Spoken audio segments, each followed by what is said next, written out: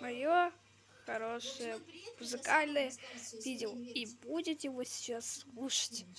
Раз, два, три.